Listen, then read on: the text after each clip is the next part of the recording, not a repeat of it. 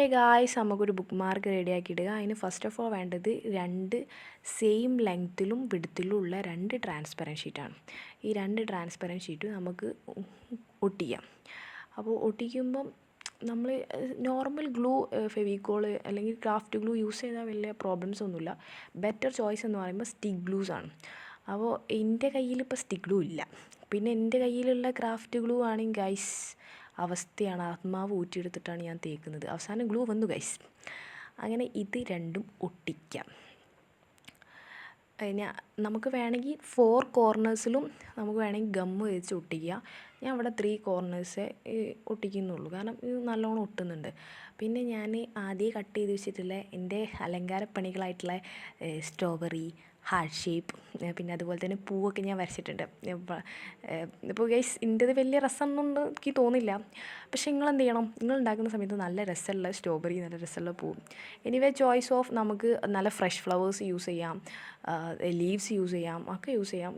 പക്ഷേ എനിക്കിപ്പോൾ fresh flowers കിട്ടാൻ പറ്റുന്ന സിറ്റുവേഷനല്ല ഗൈസ്. അതുകൊണ്ടാണ് ഞാൻ എൻ്റെ കൈവിൽ സ്ട്രോബെറിയും പൂവും ഹാർട്ടൊക്കെ കൊണ്ട് തട്ടി കൂട്ടി കൊണ്ടെടുത്തു. അപ്പോൾ നിങ്ങളുണ്ടാക്കുമ്പം ബെറ്റർ ചോയ്സ് സെലക്ട് ചെയ്യാം. അപ്പം ഇതേപോലെ നമ്മൾ ഗ്ലൂ തേച്ച് ഒട്ടിക്കുക.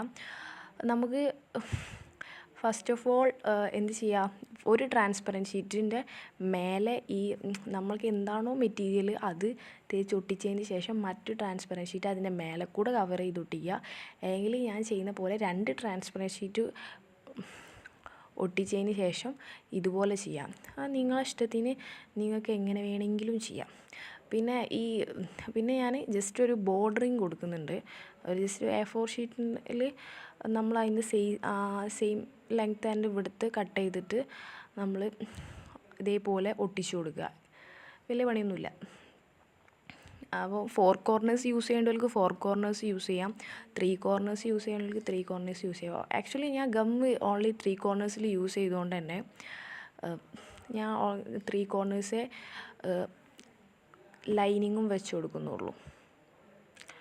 കവർ ചെയ്ത് കഴിഞ്ഞാൽ കാണാനൊക്കെ ഒരു ദിവസം മൊഞ്ചുണ്ടാവും നമ്മൾ ബുക്ക് മാർക്കിനെ കാണാൻ. അപ്പോൾ അതുകൊണ്ടാണ് ഞാൻ കവർ ചെയ്യുന്നത് ഗൈസ്. കവർ ചെയ്യാണ്ട് വേണമെങ്കിൽ യൂസ് ചെയ്യാം, കവർ ചെയ്തിട്ട് വേണമെങ്കിൽ യൂസ് ചെയ്യാം. അതൊക്കെ ഒരു ഇഷ്ടങ്ങളല്ലേ. ബോർഡർ ഉണ്ടായിരിക്കുമ്പോൾ കുറച്ചും കൂടെ ഒരു അട്രാക്റ്റീവാണ്. അപ്പോൾ ഗൈസ് നമ്മളെല്ലാം അവസാനത്തെ കോർണർ നമ്മൾ ഒട്ടിച്ചുകൊണ്ടിരിക്കുകയാണ്. ഫൈനലി ഗൈസ് ഒട്ടിച്ച് കഴിഞ്ഞു. ഇത് കിട്ടണില്ലല്ലോ. കിട്ടി. അപ്പോൾ ഗൈസ് ഫൈനലി ഇതാണ് എൻ്റെ ബുക്ക് മാർക്ക്. അപ്പോൾ നമ്മളിത് ബുക്കിൻ്റെ ഇടയിൽ വെക്കുക. എന്നിട്ട് നമുക്ക് ബുക്ക് കിട്ടും. ബുക്ക് മറിക്കുമ്പോൾ നമുക്ക് പെട്ടെന്ന് ബുക്ക് മാർക്ക് കിട്ടും.